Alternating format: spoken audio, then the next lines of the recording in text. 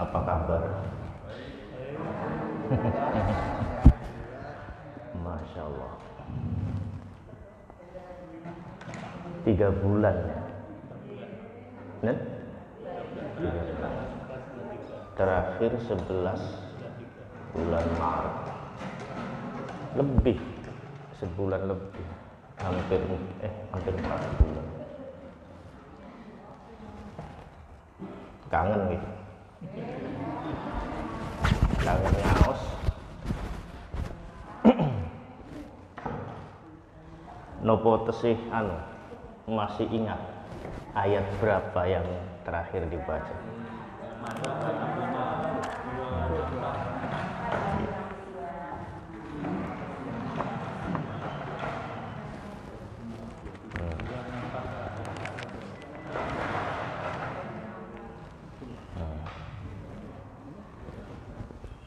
Dua enam lima.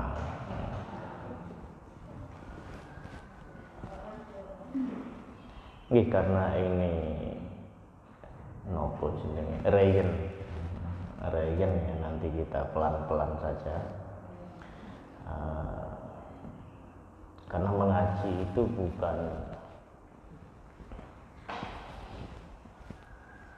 niatnya, jangan aneh-aneh. Ngaji itu supaya kita memperbaiki diri. Ngoten ya.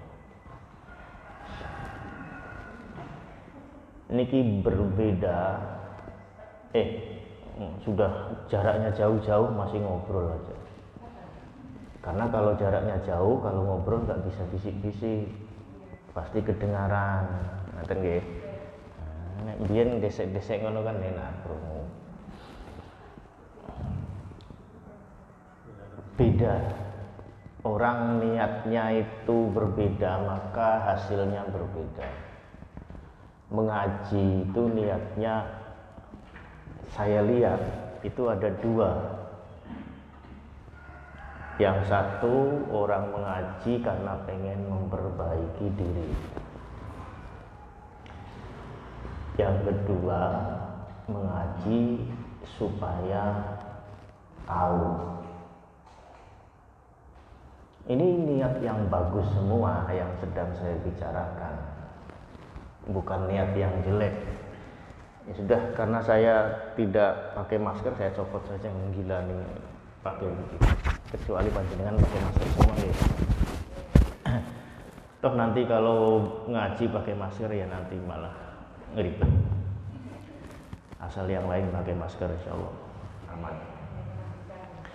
Orang kalau mengajinya pengen tahu, akhirnya ngulik. Ngulik itu nanti yang terjadi, bahasa Jermannya ndakik-ndakik. Pengen itu dhuwur. Padahal ora ono asare.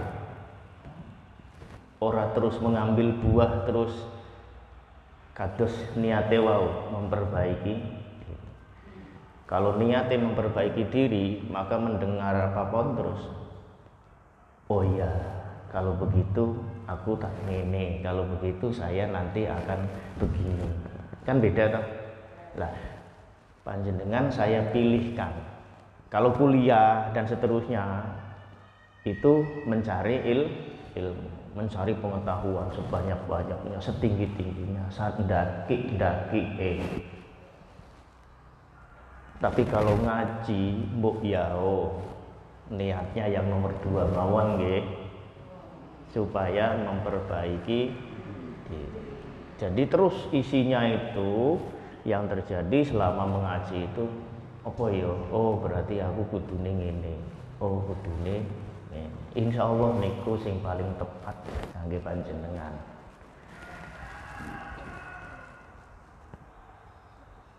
Niat yang baik itu belum tentu tepat bagi semua orang.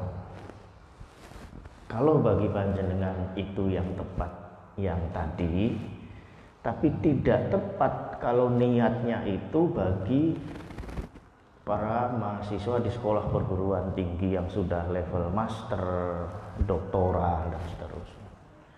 mumet mereka.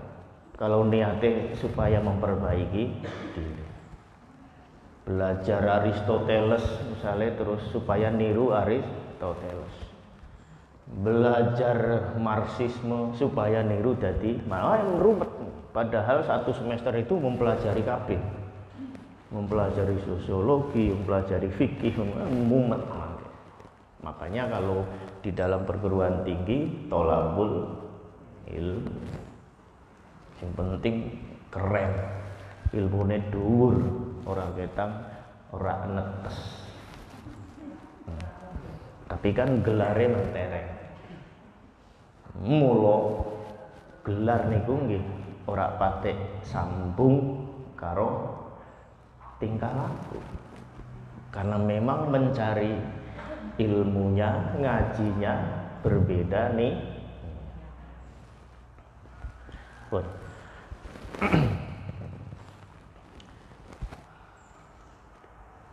Teruskan membaca 265.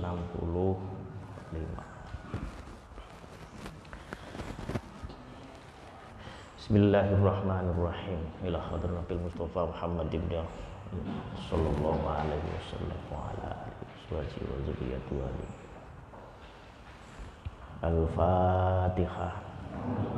Billahi minasyaitonir rajim. Bismillahirrahmanirrahim. Maliki iyyaka na'budu wa iyyaka nasta'in. Ihdinas siratal mustaqim. Siratal ladzina an'amta 'alaihim ghairil maghdubi 'alaihim waladdallin.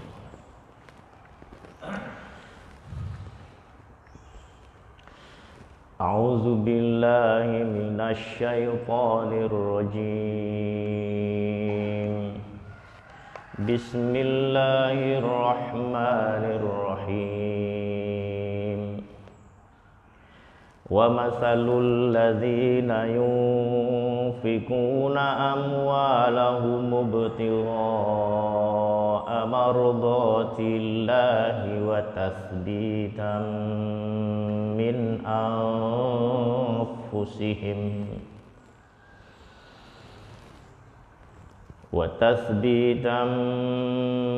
anfusihim kamathali jannatin birabwatin asabaha wabilun fa'atat ukulaha dhi'fain fa'in lam yusibha wabilun faqal wallahu bima ta'maluna basir.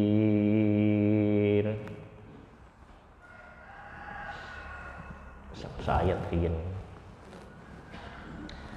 Ayat 265 niku saged mawon panjenengan waos secara terpisah. Tetapi kalau pengen tahu makna lebih dalam, ya jangan dipisahkan dari ayat sebelumnya. Dan ini gurarep kalau cuman pengen mencari dalil, ya baca saja ayat itu lalu terjemahannya. Tapi kalau pengen paham kenapa sih misalnya di ayat ini Tuhan membuat perumpamaan orang yang berinfak untuk mencari ridho Allah itu seperti kebun yang berada di dataran tinggi yang kena hujan lebat. Itu juntrungnya gimana gitu. Tiba-tiba Tuhan memberikan ibarat begitulah. Kalau pengen tahu begini begitunya ya harus terus membaca sebelumnya. Qaulun ma'rufun wa maghfiratun khairun min shadaqati yatba'uha adza wallahu ghaniyyun halim. Ya ayyuhalladzina amanu la tubtilu sadaqatikum bil manni wal adha kalladzi yunfiqu malahu ria'an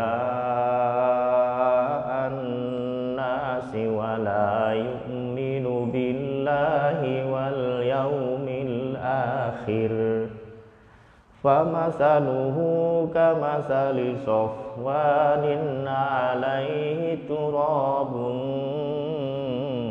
fa asabahu wabilun fatarakahu solda la yaqdiruna ala syai'in mimma kasabu wallahu la yahdil qaumal kafirin.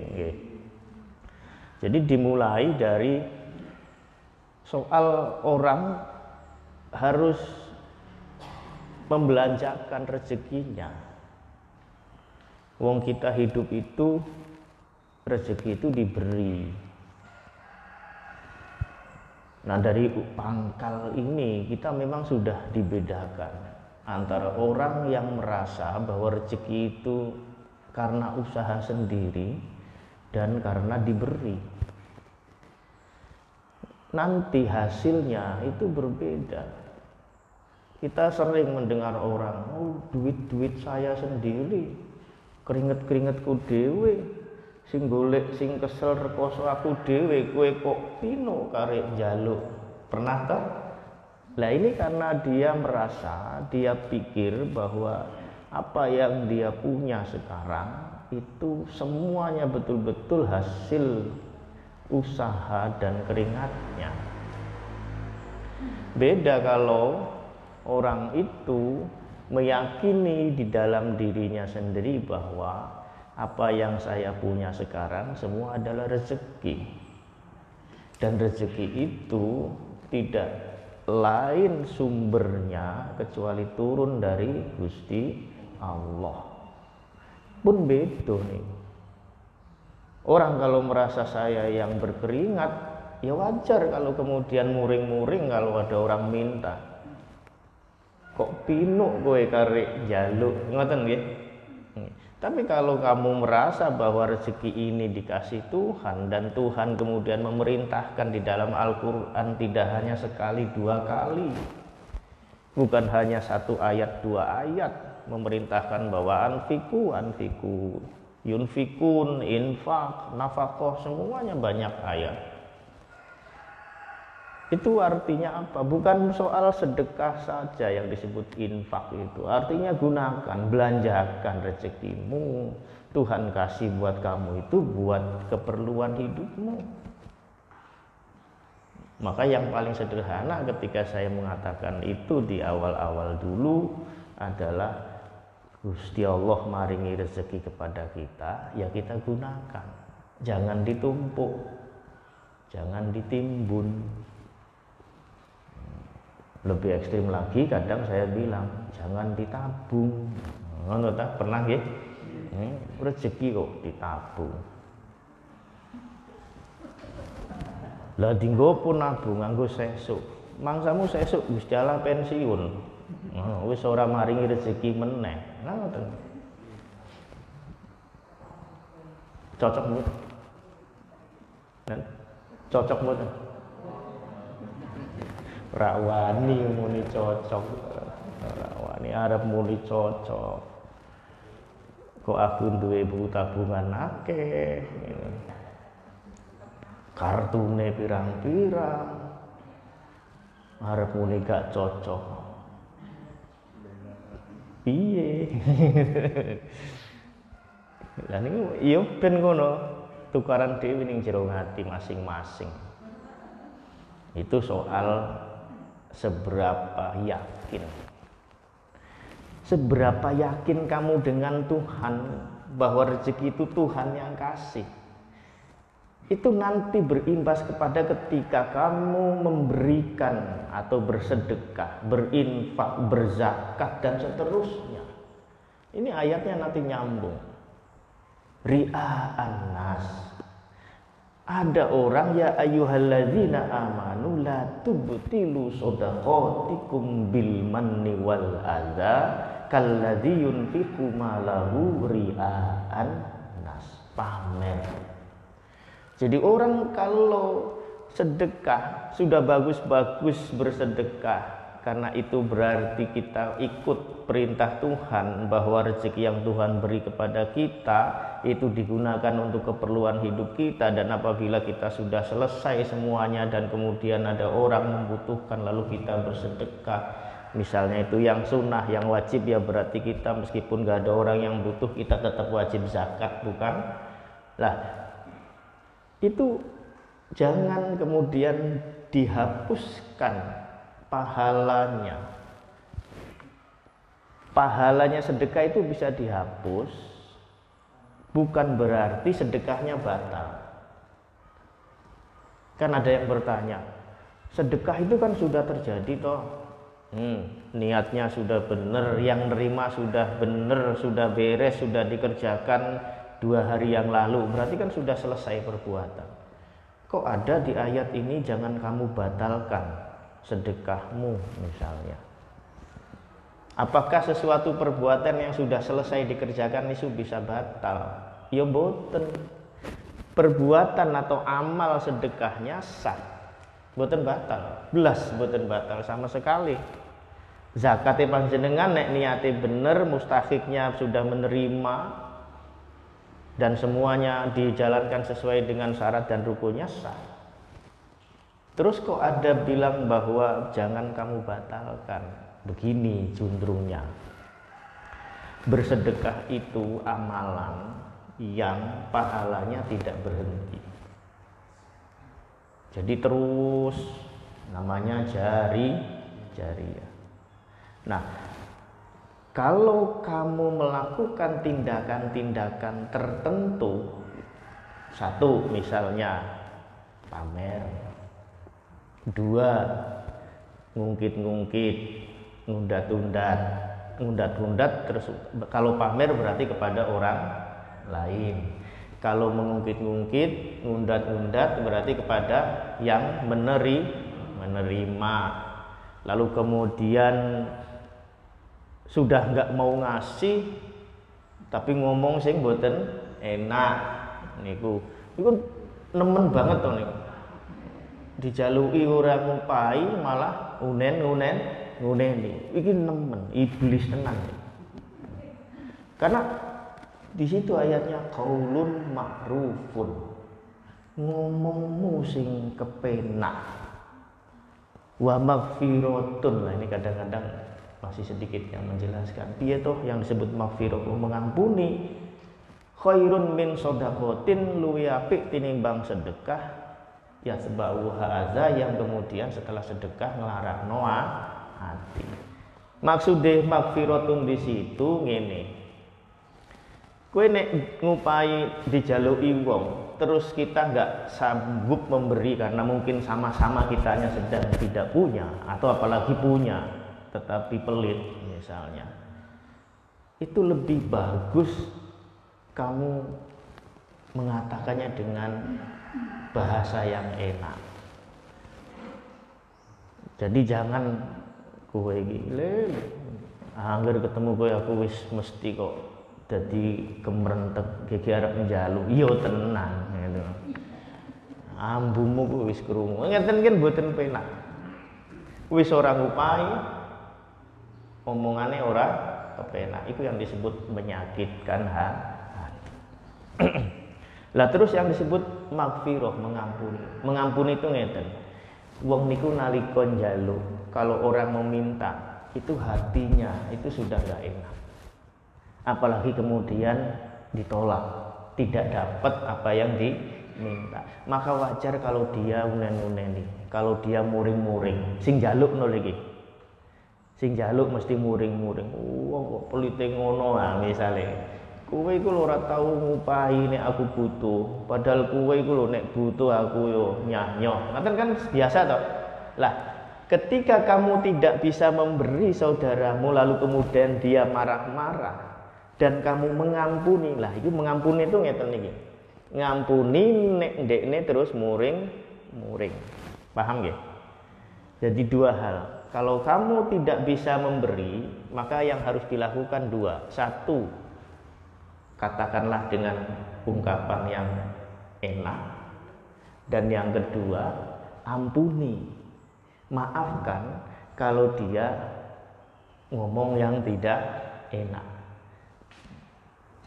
Qaulun ma'rufun wa maghfiratun khairun min shadaqati yatba'uha adza. Wallahu ghaniyyun halim. Hari ini saya tidak menjelaskan wallahu ghaniyyun halim karena butuhnya untuk mengantarkan kepada ayat berikutnya. Mengapa wong nek sedekah baik sunnah maupun wajib kados zakat niku bisa disebut syirik kalau dia riya atau pamer? Karena begini tadi, hubungannya dengan percaya karo Gusti Allah ora nek rezekiku saking Gusti Allah.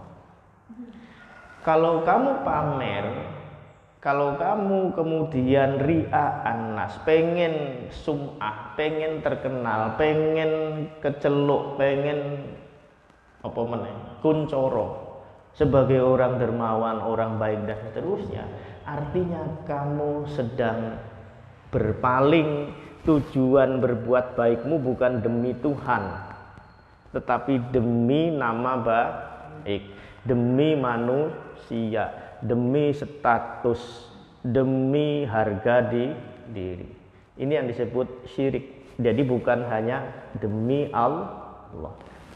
Paham ya? Jadi riya niku mengapa disebut syirik? Karena kamu sudah menduakan Tuhan, bukan hanya amalanmu itu demi Tuhan. Demi Tuhan, demi itu tidak harus sumpah ya.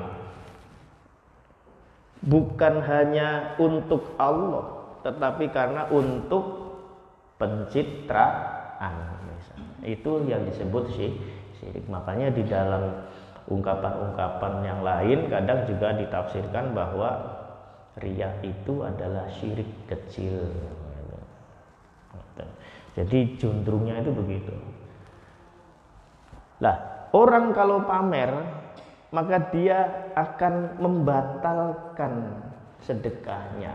Nah, tadi dibilang bahwa masa sedekah yang sudah selesai dan sudah sah dibatalkan? Iya. Mengapa disebut dibatalkan? Karena sedekah itu amalan yang pahalanya berkelanjutan. Begitu kamu pamer setelah itu, begitu kamu kemudian ngundat-undat setelah itu, begitu kamu ngelarakno ati sing nampa setelah itu, maka artinya kamu pada saat itu sedang memotong aliran pahala dan berkah sedekahmu. Itulah yang dimaksud kamu membatalkan keberkahan, pahala, akibat-akibat baik dari amalan yang sudah kamu kerjakan. Jadi, apakah sedekah dan zakat saya yang sudah selesai itu batal? Boten. Wong amalan sudah lengkap. Tetapi yang disebut batal itu artinya berhentilah akibat dari perbuatan baikmu terhadap dirimu sendiri. Terhadap orang lainnya terus, akibat baik bagi orang lainnya terus, tapi akibat baik pada dirimu sendiri dipotong oleh Gusti Allah. Rugi betul? Rugi. Apa yang bisa memotong kebaikan sedekah dan amalanmu? Bil manni wal adza. Ngundat-undat utawa nglarakno ati. Aja lali kowe iki ya ngono ya hene supaya ngono iku mergo aku lho. Kowe iku ora usah kemlinti. Kowe nek mbien ora tak lobekno karo atasanmu ya ora bakal munggah-munggah pangkatmu. Ilah ngundat-undat jenenge. Nglarakno ati dereng, mungkin belum tetapi ngundat-undat. nglarakno ati ditambah sisan. Nggih wassalam. Lah, itu contoh bagaimana orang berinfak menggunakan hartanya tetapi bukan atas nama Tuhan, bukan libtighoi mardotillah, bukan untuk mencari senenge Gusti Allah. Lah, bagaimana perumpamaannya orang yang bersedekah untuk mencari ridhane Gusti Allah? Lah niki ayat 265. Wa masalul ladzina lan utawi perumpamaane wong-wong yunfikuna kang nyokongaken kang infakake sapa wong amwalahum ing bondo bandane wong bibtigha amardatillahi krana nyupri ridane Gusti Allah wa tasditan lan krana ngiyakinaken krana neguhaken nguatake min anfusihim saking atine allazina iku kamasali jannatin iku kaya umpamane kebonan taman. Ya memang jannah itu nggih swarga. Swarga itu ya kebun. Jannatin kaya ibarate taman kebun birobatin kang ana ing tanah tinggi. Asobaha kang ngenani ing tanah tinggi mau dataran tinggi wabilun apa hudan deres faatat maka nekaken ukulaha ing woe ing panganane kebon-kebonan mau difaini khalirong tikelan. Orang yang berinfak menggunakan hartanya untuk kesenangannya Gusti Allah, mencari ridhone Gusti Allah, dan membuktikan keteguhan hatinya bahwa semua rezeki itu dari Gusti Allah. Iku nanti ibarat kebun yang berada di dataran tinggi. Bayangkan di dataran tinggi ya pegunungan misalnya, lalu kemudian hujan lebat. Ya tentu saja akan tumbuh subur dan buahnya lebih banyak berkali lipat dibandingkan apabila kebun itu ada di tanah bawah gersang dan kekeringan. Fa illam yusibha mongko lamun kok orang ngenani ing kebun mawabilun nopo udan deres fatolun mongko grimis sithik pun ya cukup. Kenapa? Karena sudah subur tanahnya di atas tinggi. Wallahu tawi Gusti Allah bima ta'maluna kelawan apa wae kang nglakokno sapa sira kabeh basirun niku kang maha mirsani. Lah sekarang ibaratnya orang yang melakukan infak itu untuk ridhone Gusti Allah, maka amalnya ibarat kebun yang sudah berada di dataran tinggi, kena hujan lebat menjadi tumbuh subur dan berlipat ganda hasil kebunnya. Bahkan kalau kebun itu sudah berada di dataran tinggi, tidak kena hujan lebat, gerimis kecil pun sudah cukup akan menyuburkan.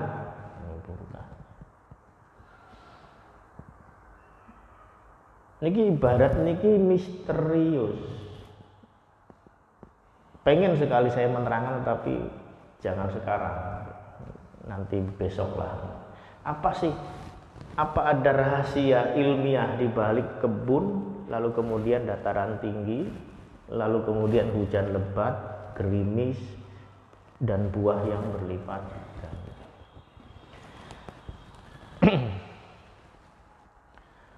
Wa masalul ladzina yunfiquna amwalahum ibtigha'a mardatillahi wa tasditan min anfusihim kamasali jannatin birabwatin asabaha wabilun fa'atat ukulaha dhi'fain fa illam yusibha wabilun fatal wallahu bima ta'maluna basir.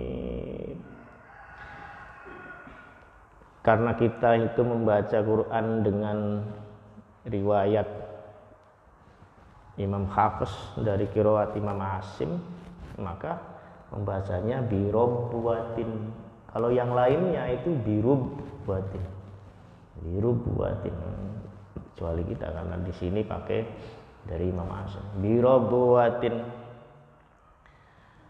Masalul ladzina yunfikuna amwalahum ibtigha'a mardatillahi wa tasbitan min anfusihim kamasali jannatin birubwatin asabaha wabilun fa'atat ukulaha dhi'fain. Jadi roba itu dari kata yarbu, naik, tinggi. Nah disitulah mengapa bahasa Arabnya riba. Riba itu karena terus meningkat. Jadi uang nilai terus meningkat, makanya disebut riba. Bukan dari roba, yurobi, tarbiyah, beda lagi. Ini roba, yarbu. Makanya masdarnya rubwatan, bukan robwatan. Nah itulah makanya berbeda bahasa, namanya berbeda qiraah, lughatan wahidatan. Kenapa? Karena ini lughat yang paling banyak dipakai oleh Bani Hashim seterusnya. Hari ini sampai di sini. Nanti minggu depan meneruskan bagaimana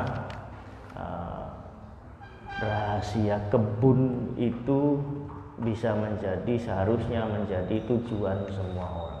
Mugi-mugi manfaat,